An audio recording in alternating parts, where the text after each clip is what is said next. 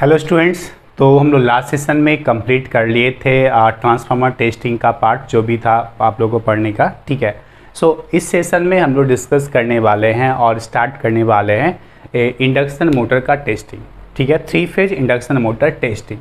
Clear. तो आगे बढ़ने से पहले हम सबसे पहले डिस्कस करेंगे कि what is the similarity and what is the difference between transformer and the induction machine, 3 phase induction machine. ठीक है। तो सबसे पहले हम लोग डिस्कस करते हैं कि दोनों के बीच में क्या सिमिलरिटी है, मतलब ट्रांसफार्मर और इंडक्शन मोटर या इंडक्शन मशीन, उस दोनों के बीच में क्या आपका सिमिलरिटी है। ठीक है। तो जैसा कि यहाँ पे बहुत सारे पॉइंट्स हम नोट डाउन किए हैं, तो 1 बाय 1 हम सारे पॉइंट्स को डिस्कस करते हैं और साथ में उसके बाद हम इक्विवेलेंट सर्किट को भी डिस्कस करेंगे कि इक्विवेलेंट सर्किट मेरे को कैसे दोनों का सेम है या डिफरेंट है, जो भी है हम डिस्कस करेंगे। ठीक है। सो द फर्स्ट पॉइंट मेरा क्या है कि 2 वाइंडिंग्स प्राइमरी एंड सेकेंडरी, मतलब इन केस ऑफ ट्रांसफार्मर का अगर हम बात करें तो ट्रांसफार्मर में क्या होता है कि प्राइमरी वाइंडिंग और सेकेंडरी वाइंडिंग प्रेजेंट होता है। ठीक है। लाइक दैट जब आप इंडक्शन मशीन में आएंगे तो इंडक्शन मशीन में भी मेरा क्या होता है, एक स्टेटर होता है, दूसरा रोटर होता है ना। इंडक्शन मशीन का अगर आप देखेंगे तो मान लेते हैं कि ये मेरा अगर सपोज स्टेटर का पार्ट है सपोज, तो इसके अंदर आपका क्या होता है, रोटर प्रेजेंट होता है। इसके अंदर आपका क्या प्रेजेंट होता है, रोटर प्रेजेंट होता है। तो हम लोग स्टेटर में भी वाइंडिंग करते हैं, स्टेटर में भी वाइंडिंग हम लोग करते हैं, 3 फेज वाइंडिंग मान लेते हैं यहाँ पे सपोज करते हैं, और रोटर में भी हम लोग क्या करते हैं, वाइंडिंग करते हैं। रोटर में भी हम लोग क्या करते हैं, वाइंडिंग करते हैं। That means in case of induction machine stator and rotor are present, but in case of transformer मेरा वाइंडिंग क्या होता है, primary and secondary winding present होता है। तो ये दोनों आपका सिमिलर हुआ, यहाँ पे भी 2 वाइंडिंग और यहाँ पे भी 2 वाइंडिंग, ये प्राइमरी सेकेंडरी कहलाता है और ये आपका स्टेटर रोटर कहलाता है। ठीक है। So the first point is clear. Now the second point. तो सेकेंड पॉइंट आपका है कि जो आपका ट्रांसफार्मर होता है, ट्रांसफार्मर मेरा इलेक्ट्रोमैग्नेटिक इंडक्शन पे वर्क करता है। इसका प्रिंसिपल ऑफ वर्किंग क्या है आपका, electromagnetic induction. Like that induction machine भी जो होता है आपका इलेक्ट्रोमैग्नेटिक इंडक्शन प्रिंसिपल पे वर्क करता है। दैट मीन्स क्या होगा, ट्रांसफार्मर में क्या होता है कि ट्रांसफार्मर में जब हम लोग लेते हैं, मान लेते हैं कि ये प्राइमरी हो गया और ये आपका प्राइमरी और ये आपका सेकेंडरी। ठीक है, ये आपका सपोज सेकेंडरी हो गया। ठीक है। तो हम लोग प्राइमरी में सप्लाई देते हैं, प्राइमरी में सप्लाई देने से फ्लक्स डेवलप होता है, फ्लक्स इंड्यूस्ड होता है, मतलब वोल्टेज इंड्यूस्ड होता है। फिर ये फ्लक्स जो होता है सेकेंडरी में जाकर के लिंक करता है, मतलब ये इंडक्शन प्रिंसिपल के थ्रू सेकेंडरी में मेरे को क्या मिल रहा है, वोल्टेज मिल रहा है due to the linkage of flux. तो ये भी आपका इंडक्शन मशीन हो गया या फिर ट्रांसफार्मर हो गया। और अगर हम इंडक्शन मशीन का बात करेंगे तो इंडक्शन मशीन में क्या होगा कि स्टेटर का जो फ्लक्स होगा वो लिंक करेगा किसके साथ में, रोटर के वाइंडिंग के साथ में। तो वहाँ पे भी वोल्टेज इंड्यूस्ड होगा, रोटर में भी वोल्टेज इंड्यूस्ड होगा, जिससे कि प्राइमरी वाला फ्लक्स जब सेकेंडरी के साथ लिंक करेगा तो सेकेंडरी में वोल्टेज इंड्यूस्ड होगा। लाइक दैट स्टेटर का फ्लक्स जब रोटर के साथ में लिंक अप होगा तो वहाँ पे भी आपका वोल्टेज इंड्यूस्ड होगा। क्लियर। तो ये दोनों आपका क्या है, सिमिलर है।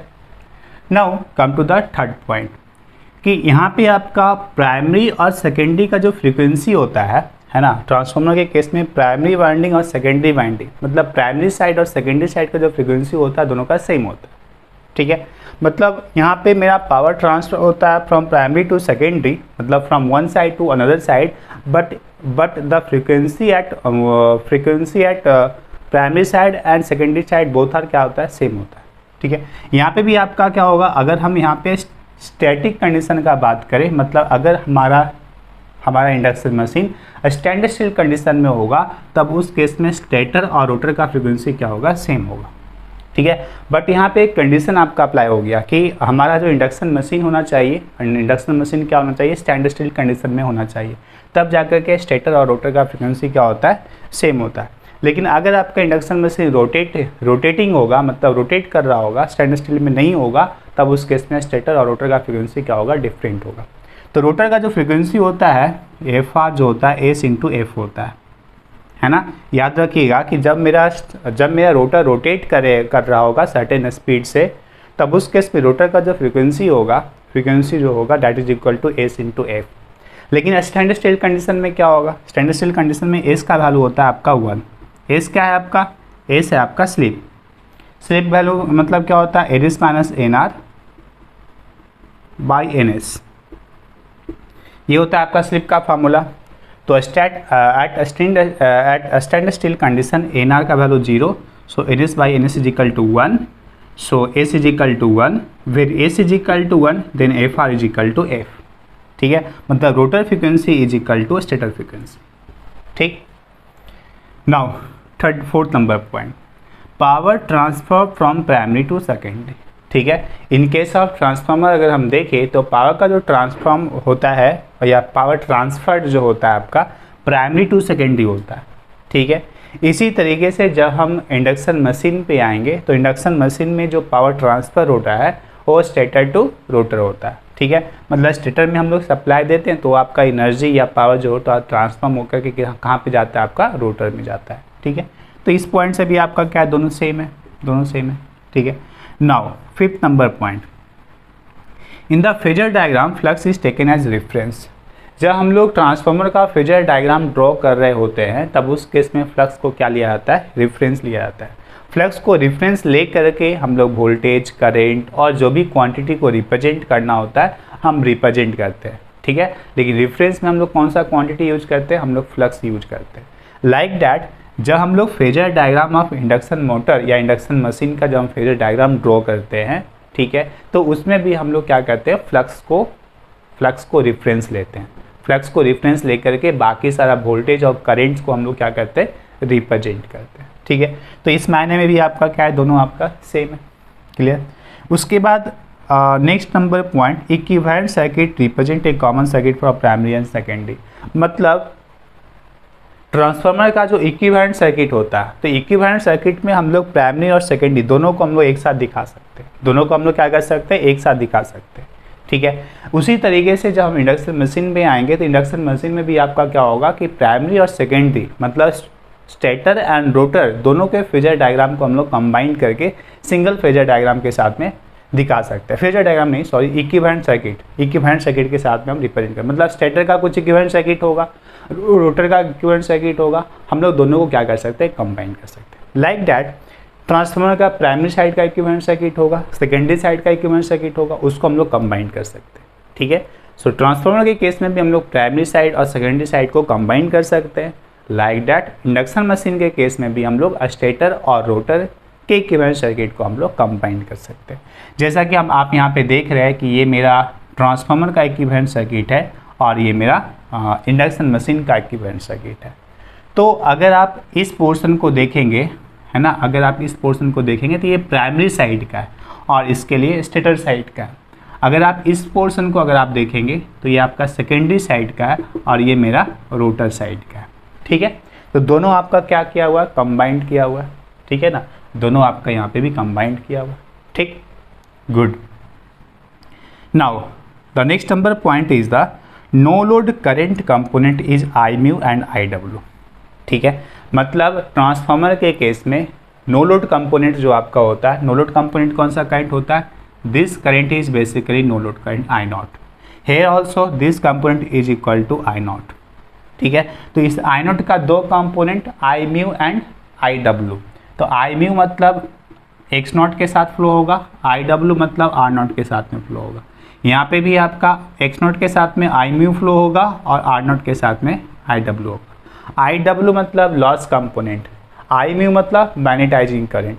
मैग्नेटाइजिंग करंट हमारा एक्स नॉट से फ्लो होगा और जो लॉस कंपोनेंट होगा वो आपका रेसिस्टेंस से फ्लो होगा। ठीक है, तो दोनों आपका क्या हो रहा है, देख रहे हैं आप, सेम देख रहे हैं। ठीक है ना, ठीक। Magnetising circuit component is R naught and X naught. देखिए मैग्नेटाइजिंग सर्किट को अगर आप देखेंगे, मतलब ये वाला जो सर्किट आप देख रहे हैं, है ना, ये वाला सर्किट और ये वाला सर्किट, इसमें भी आपका देखिए R naught X naught, R naught X naught, दोनों के लिए आपका सेम है। दोनों के लिए आपका क्या है, सेम है। तो इंडक्शन मशीन हो या ट्रांसफार्मर हो, दोनों के केस में जो पैरेलल ब्रांच जो आपका होता है या पैरेलल ब्रांच का जो दोनों कंपोनेंट्स होता है वो दोनों आपका क्या होता है, सेम होता है। ठीक है, good. So the last number point is the turns ratio, अगर आप ट्रांसफार्मर का टर्न्स रेशियो फाइंड आउट करेंगे तो turns ratio is equal to क्या होगा, N2 बाई N1, ठीक है ना। N2 आपका सेकेंडरी साइड का नंबर ऑफ टर्न्स हो जाएगा, N1 आपका प्राइमरी साइड का नंबर ऑफ टर्न्स हो जाएगा। सो इसको हम लोग बोल सकते हैं कि this is the turns ratio that is equal to N2 by N1, और हम लोग बोल सकते हैं E2 बाई E1, क्लियर। यहाँ पे भी आपका in case of induction machine जब हम लोग स्टैंड स्टिल कंडीशन को कंसिडर करेंगे, जहाँ पे इसका वैल्यू 1 होगा, तब उस केस में ये वाला रेशियो जो आपको ट्रांसफार्मर में मिल रहा था, ये वाला रेशियो, ये इसके लिए भी आपका क्या होगा, अप्लाई होगा, ठीक है। सो यहाँ पे भी हम लोग बोल सकते हैं कि this E2 by E1 is equal to K, है ना, some constant K that is equal to turns ratio, ठीक है, that is equal to rotor turns per phase, जैसे कि यहाँ पे E2 सेकेंडरी साइड है तो सेकेंडरी साइड का नंबर ऑफ टर्न्स, E2 यहाँ पे सेकेंडरी मतलब रोटर साइड है तो रोटर साइड का number of turns per phase, ठीक है। E1 आपका यहाँ पे प्राइमरी साइड का है तो यहाँ पे स्टेटर साइड का होगा, सो स्टेटर साइड का मेरा पर फेज नंबर ऑफ टर्न्स, दोनों का रेशियो आपका क्या होगा, दोनों का एक जैसा होगा, ठीक है। So these are the equivalent circuit. यहाँ पे भी आप देख रहे हैं कि दोनों सर्किट आपका क्या हो रहा है, एक जैसे देखने में लग रहा है, ठीक है। जहाँ पे हम आपको बताएं कि ये मेरा स्टेटर का पार्ट है, ये मेरा रोटर का पार्ट है, ये मेरा प्राइमरी का पार्ट है, ये मेरा सेकेंडरी का पार्ट है, और ये मेरा नो लोड कंपोनेंट है, यहाँ पे भी आपका नो लोड कंपोनेंट है, ठीक है। और यहाँ पे जो आप देख रहे हैं, ठीक है, देखिए इंडक्शन मशीन अगर आप देखेंगे तो this is the general form of transformer, क्योंकि ट्रांसफार्मर में क्या होता है कि ट्रांसफार्मर एक स्टैटिक डिवाइस होता है, ठीक है। और इंडक्शन मशीन को आप देखेंगे तो इट में बी स्टैटिक और इट में बी रोटेटिंग, मतलब अगर आप उसको रोटेट नहीं कर रहे हैं तो स्टैंडर्ड स्टिल कंडीशन में एक स्टैटिक डिवाइस होगा, और in that condition static device is just similar to the transformer, ठीक है। लेकिन जब हम रोटेट कर रहे होंगे, ठीक है ना, तो रोटेट करने के क्रम में जो इसका जो वैल्यू होगा आपका चेंज होगा, इसका वैल्यू आपका क्या होगा, चेंज होगा, and it will act like a load, actually variable load, क्योंकि यहाँ पे आप देख रहे हैं कि हम यहाँ पे रेसिस्टेंस से रिप्रेजेंट किए हैं, ठीक है ना, तो जब हम एस को चेंज करेंगे तो यहाँ पे ये रेसिस्टेंस का वैल्यू भी आपका चेंज होगा, मतलब दिस लोड आपका क्या होगा, आपका चेंज होगा, ठीक है। सो ये इसको हम लोग क्या बना सकते हैं, ये मेरा जनरल फॉर्म हम बना सकते हैं ट्रांसफार्मर का, ठीक है। So these are all about the similarity between the transformer and the induction machine, ठीक है। So in the next session we will discuss about some differences between transformer and induction machine, ठीक है। अगर इसमें कोई भी डाउट होगा तो आप मेरे को पर्सनली मैसेज करके या कॉल करके पूछ सकते हैं। Thank you.